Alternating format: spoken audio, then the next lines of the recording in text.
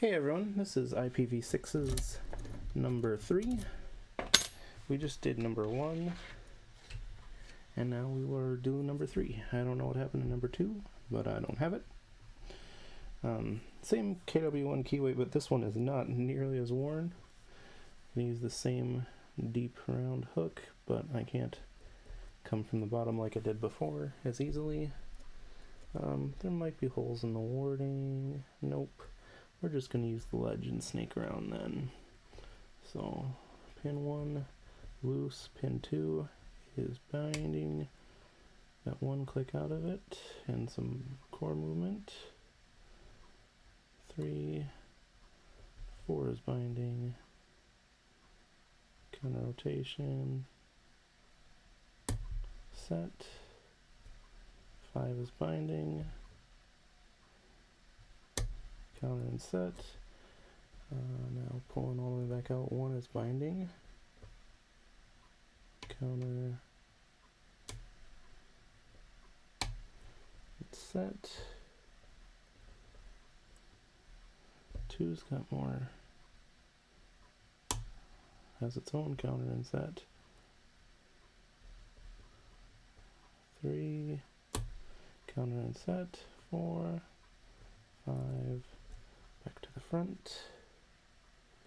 1. Nada. 2. 2's binding. Counter and set. Still more.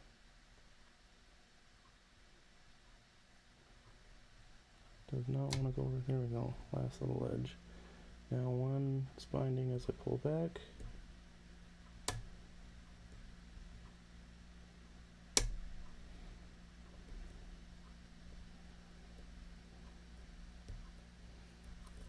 So 5, 4, 3, 2, and 1.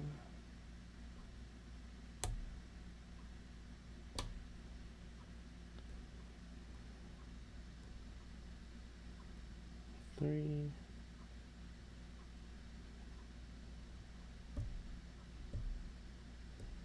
4, 5,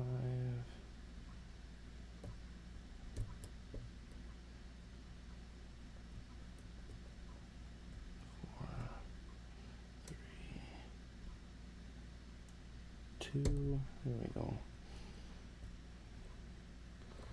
And still more on 1.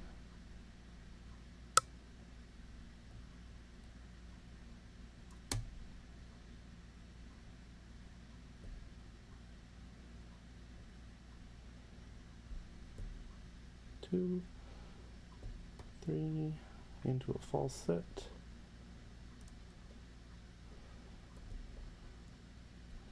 Let's find who counter rotates the hardest.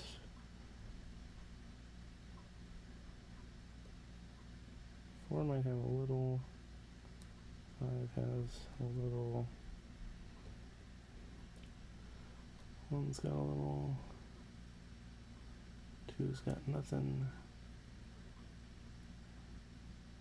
3 is rock solid. I think it's 4's are winning.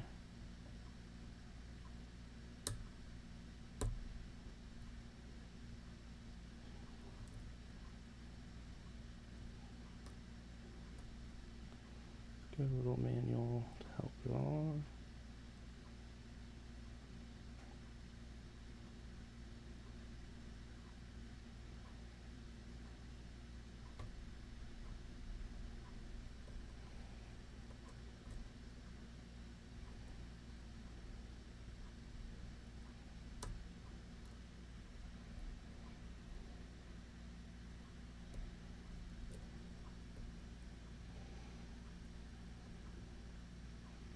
It's almost certainly some core milling in this one. I think we're hung up. Need to do some floating. Don't know if it's required, but we're going to.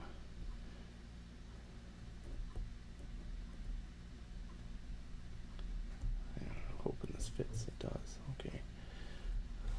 And together.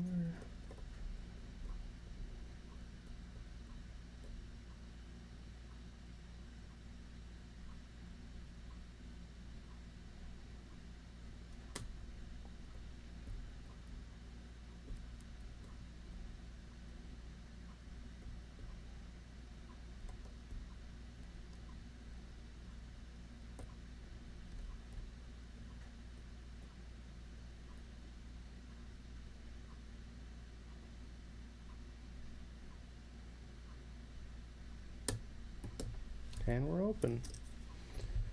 So had to float the last two there, so there's probably some sort of milling. This guy seems like it's in a lot better shape, so I kind of want to gut it. I want to see what was kicking my butt on the floating department. I'm a little bit more confident in my ability to gut this one. So let's lock it back up. And it's got a Schlage tailpiece, which I don't immediately have my gutting tool for. So let me grab that. After I move some stuff around. Let's go ahead and get that up there. Adjust our camera. Now, before we do all this magic, I should add that gutting challenge locks is more difficult than standard ones. Always have shims, always have a good idea of possible things that can go wrong so that you do not brick one forever.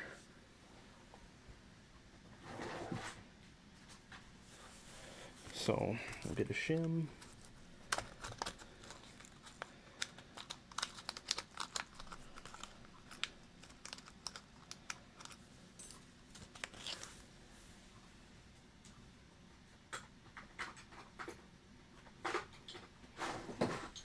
And then my Schlage follower, which wants there to not be a tailpiece, which there is one. So we're going to have to ignore it anyways and do it by hand. So how you do that is you just depress this little pin and start. And once you do that, you just turn this.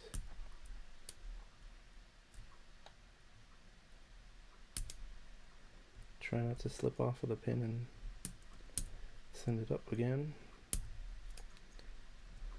Once you get close to getting the cap actually off, you want to be careful so you don't send this pin flying into the forever zone.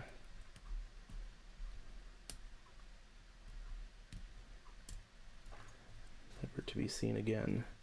So we're going to turn sideways.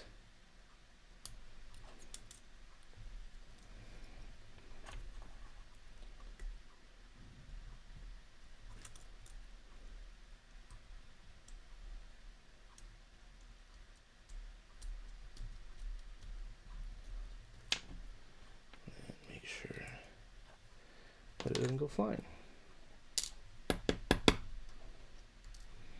Alright. So, find the right size. This should be it. And then what I'm going to do, I'm going to turn it. Put a shim in to the drivers. Should be there now.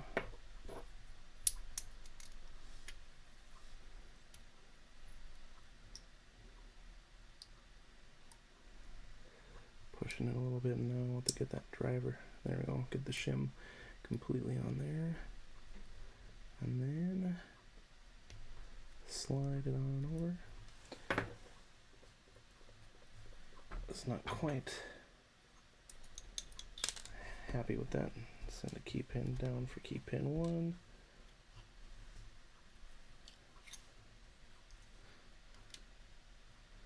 There we go.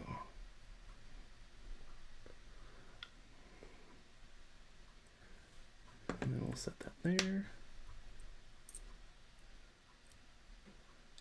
There's some threading in one where the key pin 1 came out of.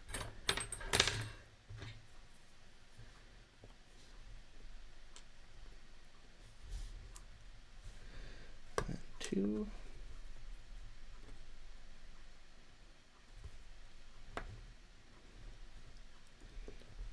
3. Really nice torpedo shape on that. 4.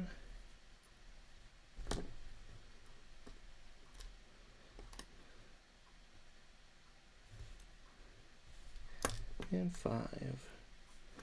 I like the pin work a lot. You can see these tapered tops and then some torpedoes, and there is some definite threading in here. We'll have to see.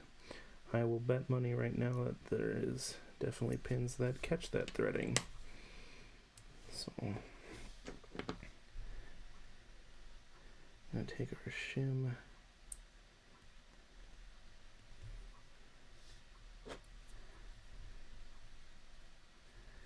out, or try to. Shim's so good I didn't even want to leave. There we go. And then let's take a look at what's in chamber 1, which was threaded.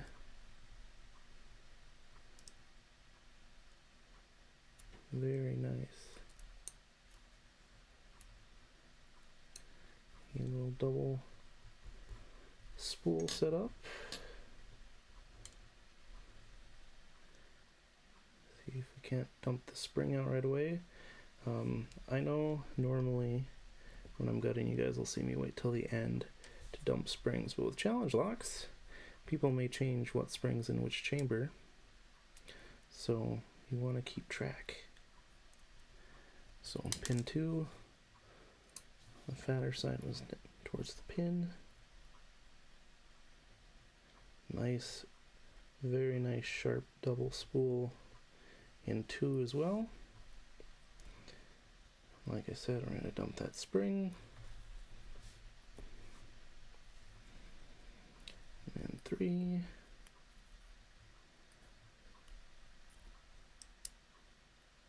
Very thin lip.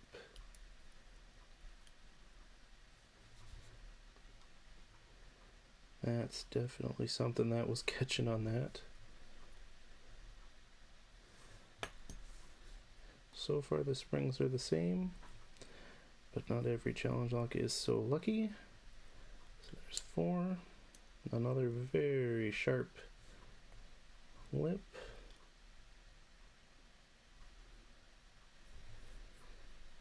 That spring is the same as the other ones. Get it out. And then pin 5. Another very sharp lipped double. Very nice pin work on this. Yeah, I don't feel so bad for having to float it now. Just because if I tried to force it, I may have damaged those little sharp edges. There's nothing done to the core that I can see. As you can see, there's our V6-3. So, an example of some of the ones. So 4 especially, I floated 4 at the end there, so let's take a look at how well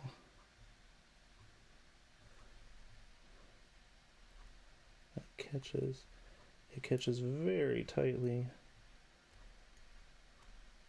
So I was tensioned in this direction, and you can see that does not want to budge at all. So yeah, floating, not a bad plan. And I'm sure the other ones will have very similar.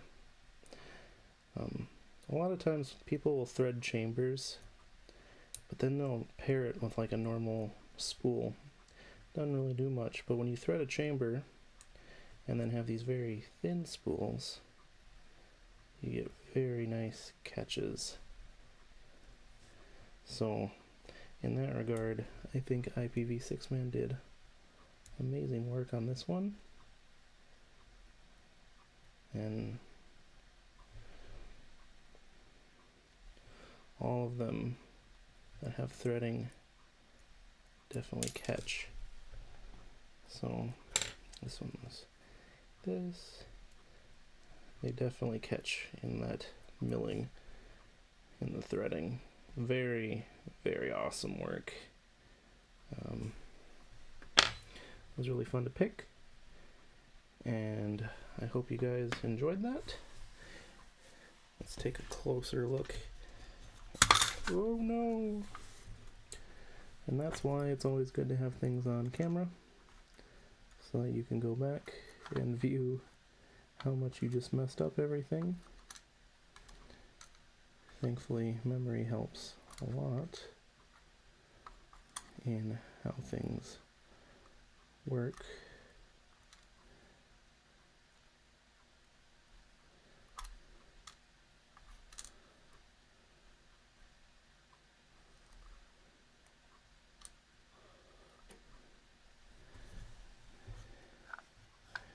So those are the pins. Very well done. Excellent. Excellent pin work. Excellent interaction with that threading. That was done very sharply as well on both sides. So that's everything for you guys. I hope you enjoyed it, and I will see you all later.